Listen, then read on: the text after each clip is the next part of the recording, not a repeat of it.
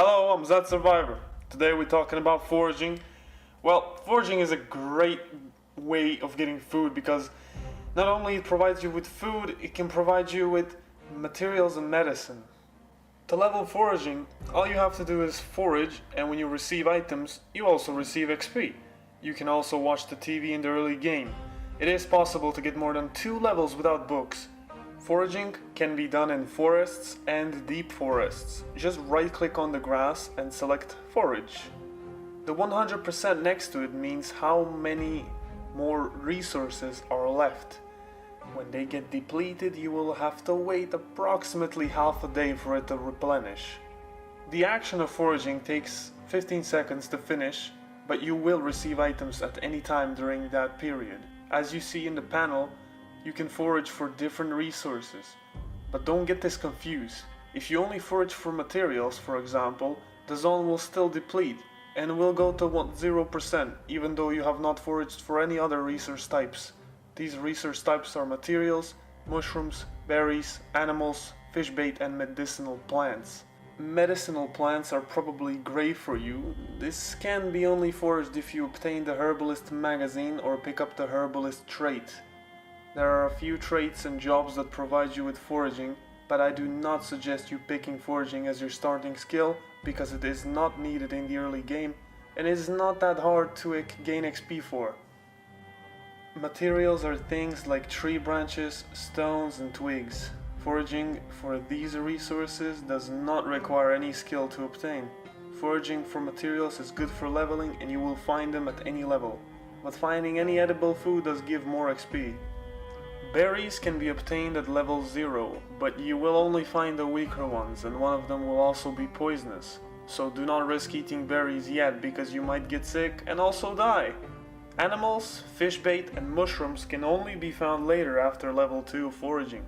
We will go over all of the items, but before we do, we gotta make a few things more clear. During March and April, chance of finding food are reduced, and from November to February only non-edible items can be found, so no food during the winter.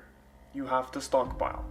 Foraging in deep forests is better than foraging in regular ones. Again, if you don't know the difference, deep forests are characterized by taller trees that give you 3 to 4 logs. Regular forests have regular trees that give you 2 logs. So let's go over the items now. At levels 0 and 1 you will only be able to find regular small berries and one of them will be poisonous, and violets which don't rot. Regarding materials, you will find regular stones, chipped stones, tree branches and twigs. So you will be able to make spears, stone axes and stone knives. At level 2, things will start to get much easier. You will find 2 more different berries, the blackberries and blueberries, which are totally safe to eat and give more hunger reduction. You will also be able to find grape leaves, which don't rot and provide more hunger reduction than violets. And you will also be able to find worms, so you can fish. Okay, now we're getting really good at foraging. So at level 4, you will be able to find mushrooms, 5 different types. All of the mushrooms have a chance to be poisonous, so hopefully you have the Herbalist magazine by now. You will also find crickets, which are just regular fish bait, and rose hips, which don't rot and provide even more hunger reduction than violets and grape leaves. If you get to level 6, you will be able to find superior mushrooms that provide more hunger reduction, grasshoppers and cockroaches, which are essentially fish bait, and logs.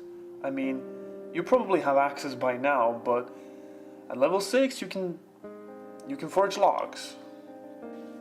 Now, if you survive long enough, like long enough, and get to foraging 8, you will be able to forage for frogs and wild eggs. This way, you will have some proteins and fats in your nutrition. The wild eggs don't rot and can be used for cooking, same as regular eggs. Now you know all regular items, and we will jump on to medicinal herbs. You will of course need the Herbalist trait or magazine.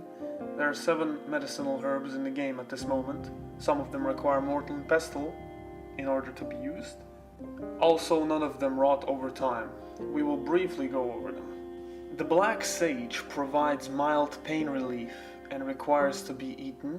Comfrey aids broken bones and must be applied as poultice. To craft the poultice, you need 5 of these plants and mortar and pestle. To apply any poultice, you'll have to open the health panel and apply the poultice there. It is required to remove the bandage in order to place it. Common mallow is eaten to relieve cold and flu symptoms. Ginseng restores endurance, but only +2, which is really low. So you would need to eat a lot of them in order for them to have effect. Lemongrass can help you with food poisoning and is also eaten. Last 2 are plantain and wild garlic, which are applied as poultices.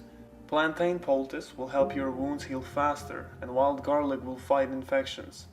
Keep in mind that none of these medicinal plants help you with zombie infection. The zombie infection will kill you, and there is no cure. A few last things to mention are that foraging does increase your tiredness, and the zones are 40 by 40 when centered around the player. When you deplete the zone, just move to another one. You can get a lot of food and materials because forests in Zomboid are huge. Just don't get lost and don't forget to stockpile the non-perishable foods for winter. All of this information is currently useful, but in the future it might not be. They're planning to add a new foraging system, and once it is added, I will go over it and give you guys some information how to use it. Currently, even I don't know how to use it because what you can see on the Zomboid news, that's what I can see as well, so we basically know the same, but I will still do a video on it when it comes out.